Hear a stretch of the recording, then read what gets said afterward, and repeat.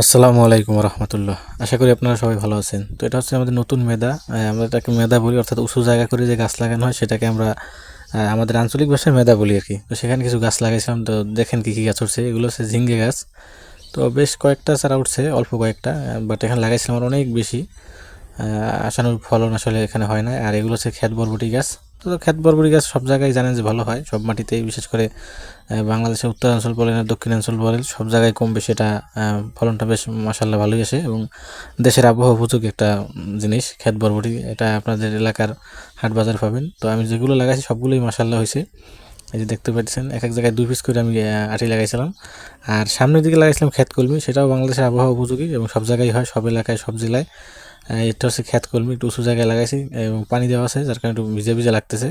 তো এগুলো মাসাল্লাহ সবগুলো উঠতেছে, যেহেতু এখন ছোট, 2 4 5 দিন এগুলোর বয়স হয়েছে এবং এখনও কিন্তু মাটি থেকে এগুলো উঠতেছে। তো কয়েকটা আইটেম এখানে লাগানো আছে এবং আরও কিছু গাছ এখানে অ্যাড হবে ইনশাল্লাহ।